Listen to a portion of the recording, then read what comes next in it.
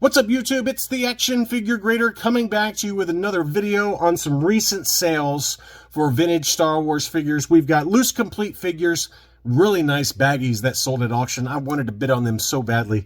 Some playsets and vehicles, pretty wide assortment here. As you can see by this thumbnail, a trio of different Yodas sold, and I wish I had seen one of them because it looked awfully nice and was exactly what I was looking for, but I did not see it in time, and it did sell in a buy it now situation. So let's go ahead and dig in. The first one we've got is a two-line COO Hong Kong Luke Farm Boy, and this one was advertised as near mint condition, and I have to agree, it was in beautiful shape, just very light pinkish hue to the arms and the white portions of the legs, but this is probably an 85 if I had to guess, maybe an 80 plus. It depends on who's grading it, but this is the two-line COO for the Hong Kong, which can be paired with the double telescoping saber. And I do have another example here in a second that we'll show you. But this one sold for $135 plus $5 shipping. That's a pretty gorgeous example, though. And I gotta believe that's gonna grade all day long at 80 plus or an 85. But here is that double telescoping saber Luke. This Luke obviously had some issues, scuffing and some dirt and things like that on the body. But you could buy this one and then pair it with this double telescoping saber, assuming that that inner filament is complete. It looks complete at first blush, but you just never know until you actually measure it. But the Luke itself was not in great shape. It still sold for $636, but the value really there is in the saber. So just an interesting sale. We did talk about another one that sold that was in much better condition for about $830, somewhere in that ballpark. This one only sold for $630, obviously, given the Luke was not in that great a shape. Here is a Hollow Cheeks Tusken Raider, and you got to be careful on this one, okay? Because I just documented in a different video a cut card that was listed for, I think, $375. Well, this one was loose, and it sold for $370 plus $7 shipping. But look at the silver on the horns as well as the eyes and cheeks, and it's very clearly got some, you know, paint rubs to it. So this one is not in near mint plus condition, whereas the other one was on a cut card, still sealed. You got to believe that one's in 85 grade condition for the exact same price. So just keep that in mind. You got to really look at these photos because this one is probably really in about 70 or 75 grade shape at best. But it is the harder to find Hollow Cheeks, and they do command a pretty good price point. You can see the cheeks there are hollowed out. These appeared on later Return of the Jedi card backs, and I'm not sure if they appeared on anything else other than Return of the Jedi card backs, but it was just kind of a later factory variation. But always very desirable, tougher to find, and that one did sell for $370. But I think if you're patient, either wait for an auction or find a cleaner one, you probably could have paid about that same price and gotten one that did not have all the paint rubs on the silver paint applications. Now we're going to dig into the Yoda. So we've got a Dark Staff Hong Kong, 100% complete with the orange eyes, light green head. It obviously had some rubs to the feet and the hands. That one sold for $144. I mean, that just shows you how these brown snake Yodas continue to command big money, but probably about 80 grade condition at best. And that's probably the most common of the three we're going to look at. Here's the one I really wanted, and I did not see it in time, but this one was the Spanish POC, and it's listed as the correct accessories with EPMs. Usually when a seller says all that, it probably is the correct one.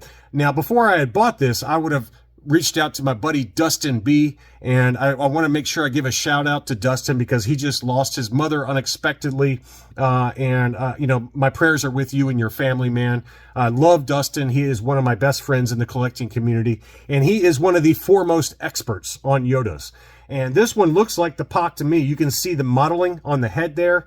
That's a telltale sign that it is a POC when it has that kind of discoloration to the head there.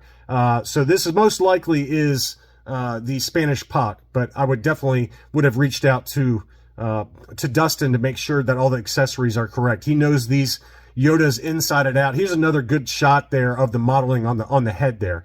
Very common thing with Spanish POCs, early Spanish figures that used the Hong Kong parts and then were then assembled and painted in Spain. And those paints tend to cause that modeling. You see it a lot on Princess Leia POCs, as well as Lobot. That's another one where you can see these kind of weird brown spots or discolorations. But that one looks like the gray head Cater, if I had to guess, the Cater POC, but pretty awesome example for $300. We just documented one that was a UKG Apple head that sold for $1250.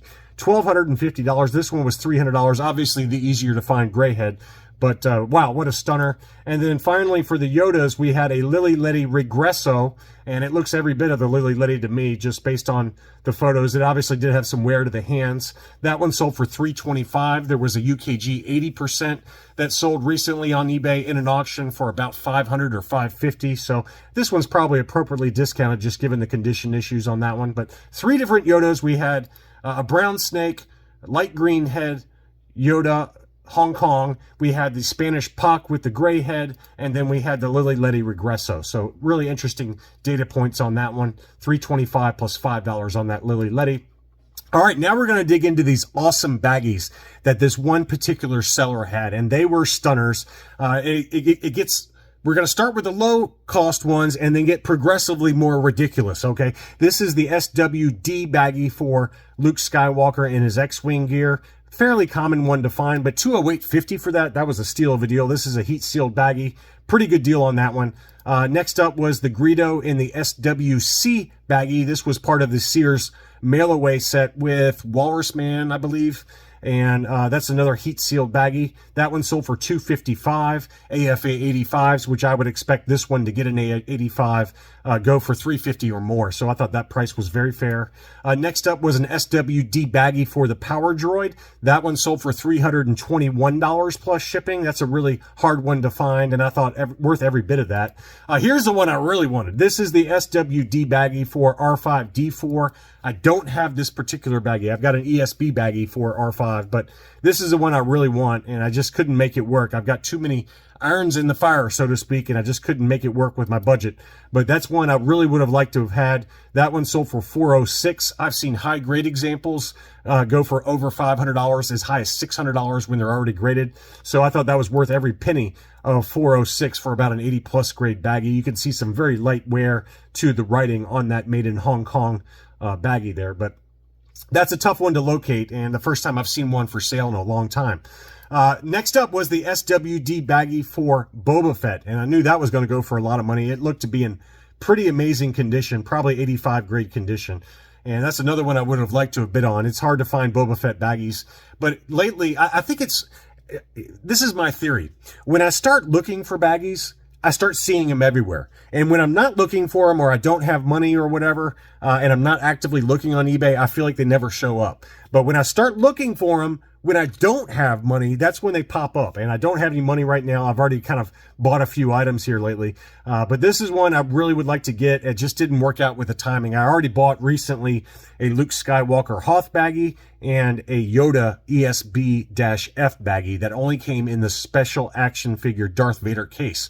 So I got 2 pretty rare baggies here recently, along with a couple of graded examples that I'm sure I'll show on the channel very soon, 2 Palatoy baggies. So I'm kind of baggied out right now, but it seems like every time I'm looking for one, when I have money, they never pop up.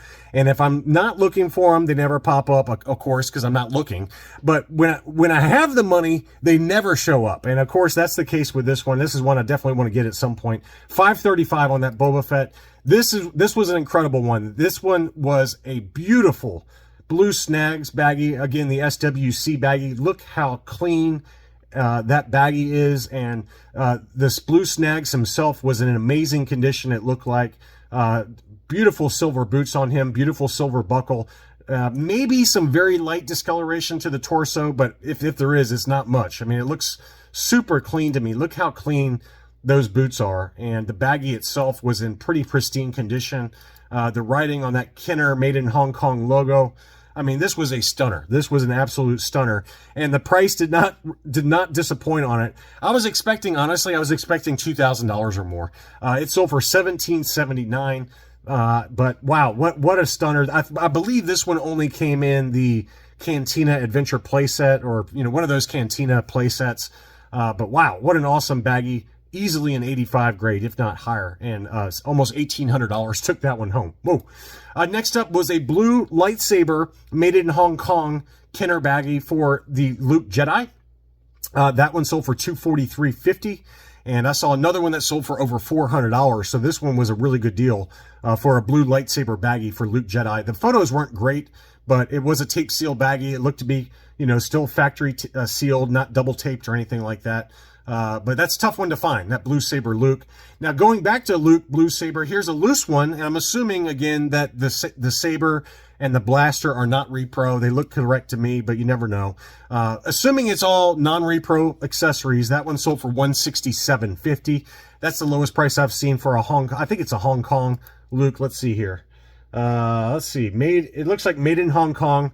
Luke Jedi with the blue saber, sewn cape on that one. So I believe, don't quote me on this because I'm not a Luke Jedi expert. I believe the blue sabered Hong Kong Luke did not come with the snap cape, but it could be the no COO. I get them all mixed up. I need Craig T or one of those Luke Jedi experts to chime in on that. But $167.50 for that one. That was loose and complete. Got a couple last 17 before we dig into play sets and vehicles. Here was a Luke Stormtrooper complete C9. It looks like the correct black Imperial blaster to me, and that was a stunner. It looked to be in really great shape overall. And that one sold for $460 plus $5 shipping. Pretty good deal there. Here was Yak Face. This one sold in an auction for $490. Maybe some slight, kind of yellowing to the torso there relative to the arms, but the hands had no scratches on it. The feet also looked really good. Yeah, you can see here very clearly on the back that the torso had discolored slightly. So this is probably like a 75 plus grade, if I had to guess, just based on the torso discoloration. That's something to really keep in mind with Yak Face. It's subtle, but it's there. And it doesn't show quite as bad on the front, but when you look at it from the back, you can really see that the torso had discolored there. So maybe that's just my personal opinion on it, but it was still a nice example. But I would guess that if you submitted this to AFA or to CAS, it would get a 75 plus. That one sold for $490 on 22 bids plus $10 shipping, so about $500 for a loose complete Yak Face. Now let's dig into the play sets and vehicles. Here was a mint in box Creature Cantina playset. So I think the name of the one that had the blue snaggletooth baggie was the Cantina Adventure playset. This is the Creature Cantina playset that did not come with any figures, but a pretty classic 70s action figure playset that you could buy. And that one sold for $550. And it was loose complete with the box. The box was in pretty pristine condition for given how old this one is. 1977. Now, as nice as that one is, this one was the big boy. Wow. This one is the radio-controlled Jawa Sandcrawler. It included the box, used sticker sheet, and you can see the stickers there are off of the sheet, along with the Sandcrawler, the remote control, as well as the instruction sheet. I don't think it included the cardboard insert for the box, just the box. But the box was in pretty good shape overall, and it just shows you how expensive this radio-controlled Jawa Sandcrawler is. I mean, even loose, complete, without the insert for the box, and with a used sticker sheet, it's still sold for $2,600 free shipping. So big money on that one. Next up was the TIE Interceptor. I believe I had this in my what to buy video. This one would be like a qualified grade example. It was opened, but unused contents with an unused sticker sheet, the catalog, the instruction sheet, all of the inserts, and then the unused TIE Interceptor. Obviously, there's a little bit of yellowing to the canopy there, but still a pretty awesome item. And that one sold in an auction for $515. That's about right. I was expecting about $500 on that, but pretty good example there. Mint and seal box, I've seen them sell as high as $900 to $1,000. So I think a qualified grade example like this would fetch $515 all day long.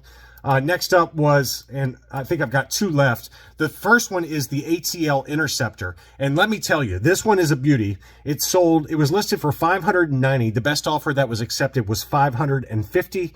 Unused contents again. But if you go to Rogue 5 Toys, Chris had a mint in sealed cellophane glass lead South American version of the ATL Interceptor, and it sold for $3,000. So that just shows you how rare that item is. It's honestly, I have to be honest with you, when I saw that pop up on Rogue 5 Toys, that's the first time I've ever seen the glass lead South American version of the ATL Interceptor, and it was still factory sealed in the cellophane, and it sold for $3,000 fairly quickly. But this one is unused contents, the US version for the Droids ATL Interceptor. And again, it sold for $550. Best offer accepted. And then finally, we had a complete original Tatooine skiff with the Power of the Force box.